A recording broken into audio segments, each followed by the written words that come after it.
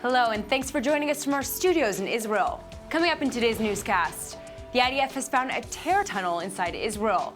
Syria vows to recapture the Golan, and an Israeli company and the NYPD might help keep you from texting and driving. I'm Denise Wood here with the latest news in Israel.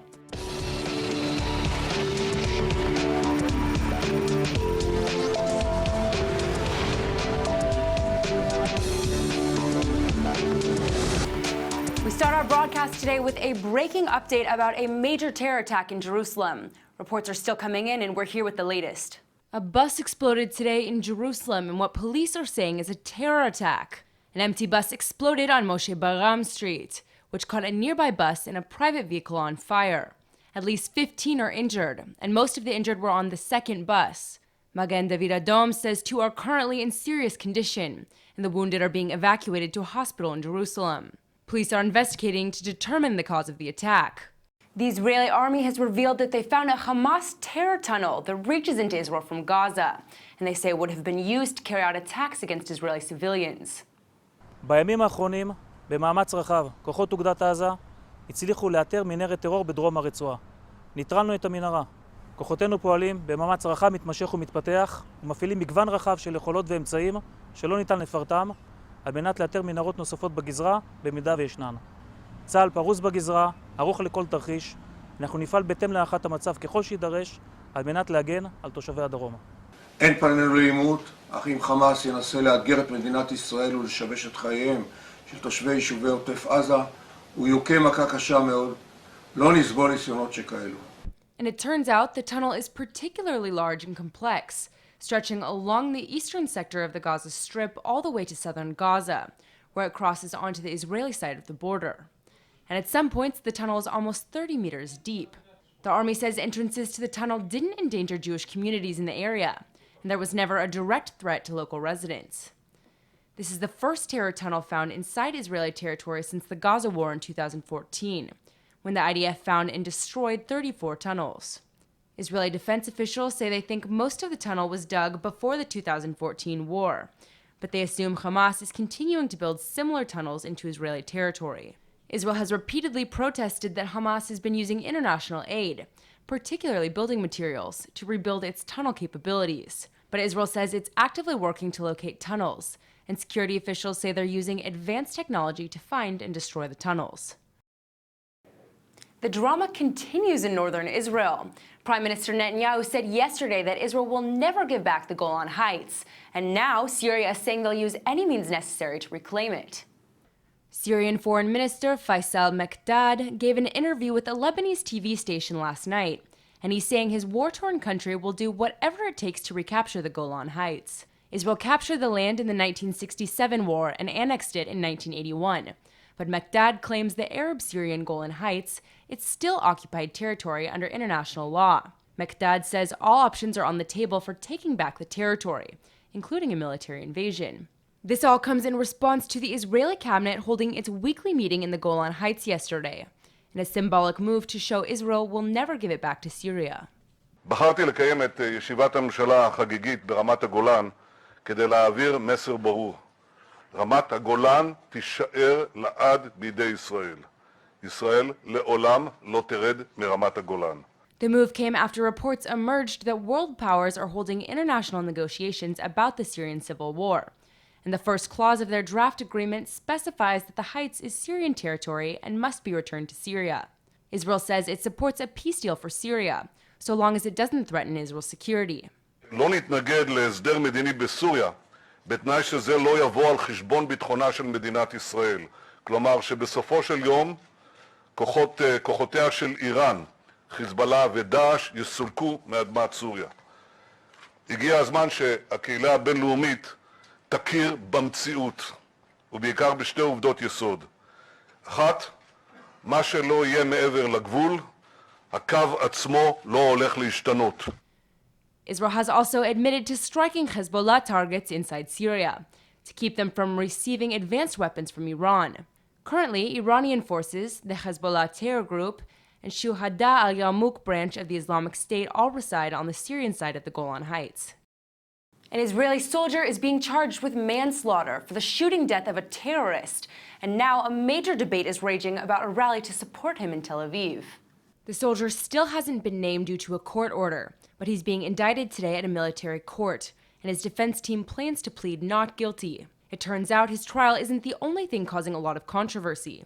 The soldier's supporters are planning a massive rally for tomorrow, and it's causing a political firestorm. Israeli star performers like Eyal Golan, David Daor, and the rapper Subliminal were all scheduled to play at the event, but Israeli politicians are calling on them to cancel, and it's unclear if they still plan to perform. Zionist Union MK Tzipi Livni says Israel needs to stand in support of the IDF and its ethics, rather than singers telling them what they want to hear. On the other hand, right-wing activists have been outraged that the government is seeking to indict him, and say he was just doing his duty. The soldier has said he shot the terrorist because he thought he was making a move to detonate a hidden bomb belt. The terrorist was lying unarmed on the ground after he and an accomplice stabbed and wounded another soldier. The incident was caught on camera, and a fierce debate has broken out in Israel about whether the soldier was guilty of wrongdoing. In today's world, pretty much every kind of company uses computers, and they all need to protect things like client information and sensitive data. But there's often so much data that companies aren't able to keep track of everything, and that's how things like identity theft and stolen records occur. But there is some good news. Israel's known as a leader in cybersecurity, and one Israeli company has developed a solution to help cut down the time it takes to find potential cyber threats and stop them before they can cause any damage. Shai Morag is the CEO and co-founder of Secdu, and he's here to tell us more. Thanks for coming in. Thank you for having me. So first of all, what exactly does your company do? So I think it will be easier to understand, to take an example or an analogy from the real world. Let's take, for example, a police station. That someone reports to the police that there is some kind of suspicious person. So what needs to be done? First, they need to send some kind of officer to the field. And second, he needs to start conducting investigation, collecting evidence, starting to interviewing maybe the neighbors, maybe witnesses, and eventually he needs to decide if this is a false alarm or if this is something that is a real criminal. This person is a criminal, and eventually he needs to conduct a pursuit and then eventually to stop him before he does the next crime. So now let's imagine that the police station has some kind of unique and amazing solution, an amazing system that records everything like a CCTV, like a video cameras, that records everything that happens in the city. And not only that it records everything, there is some kind of unique algorithm that tells you when you put a person to this system, it tells you everything that this person did. So eventually, instead of conducting the investigation for hours and for days, you put a person, and then you get the full story in a second, and then you can decide if it's a criminal, and then you need to pursue him, or it's something that is a false alarm, and you don't need to invest the efforts in conducting an investigation. So basically, it's helping figure out, what's important to know about these people, who's a criminal, who's not. But you're taking it not about actual people. This is about computers, correct? Right. So to complete the analogy, let's take it to the cyber world, to the virtual world. So the entities are not persons. The entities are applications or processes, sure. And they reside not in the cities. They reside on your enterprise network, on the endpoints, on the workstations, on the servers, and the mobile device, and everything, every endpoint on the organization. And eventually, the recorder, what we described as the recorder, the CCTV, it's not a video camera. It's something that records every operating system event that happens. So eventually, what Secdu does, the first layer of collection, so we collect everything, we record everything that happens in the operating system, every operating system event, every file activity, every network activity, and etc. Then we have the analyzer, the unique algorithm that when you put a lead into it, it tells you the full story and conduct investigation automatically in seconds. Yeah. And then we don't stop there. So eventually, if we find that something is malicious, we help with the remediation. We stop the malware, we block it, we say what was the impact and what needs to be fixed in order to complete the remediation process. So this is what Secdu does. Oh, fantastic. A great analogy. So what is what your company does? How is it different than what's on the market currently or other solutions? So I think what the most companies or the most vendors, the most product, what they try to do is to try to find suspicious activity. As in the analogy, they try to find something that is suspicious. And eventually, what Secdu does, we take these as a leads and we conduct the investigation automatically. So telling what if there is something suspicious is only half of the way. So you need to complete, to understand everything, you need to complete the investigation. So this is what SecTo does. And this is the difference between us to most of the vendors. Definitely, you're like the police of the cyber world. Right. So how is your methodology, what your company is doing for other companies, basically securing them, why is that important, and why do companies need this? So eventually, I think in the last few years, companies understood that prevention is not enough.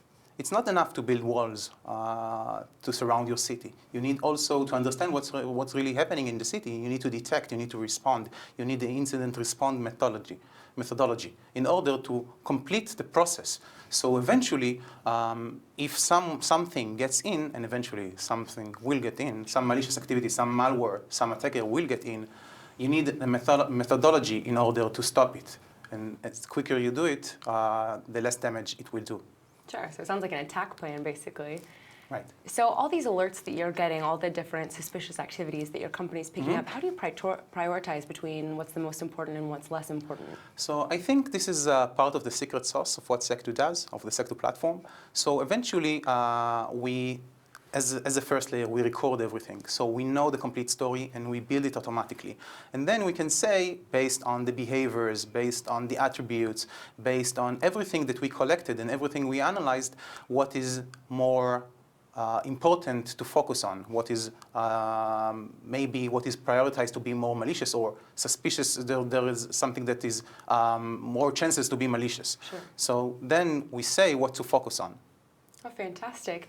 So obviously, pretty much every company uses computers, but I'm sure there's some forms of companies that really need this technology more than others. Who would you say this is the most applicable for? Yeah, so I think in terms of the companies that that needs the system most is most big companies, big enterprises, because they have more attacks. They're trying to attack the big enterprises, usually because they have a lot of more resources and a lot of more valuable information from one hand. And second, they have what we call alerts.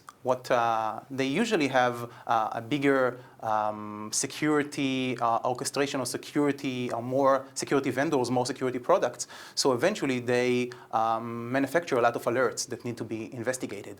So eventually we turn to these enterprises, and I think they are the ones that value our solution most. Sure, it sounds like you're really doing the whole thing for them, bringing it all together and making that solution. Well, thank you so much for coming in. Thank you. Thank you. It sounds like a lot of our viewers probably can find ways to use what your company does. Thank you so much. Thank you.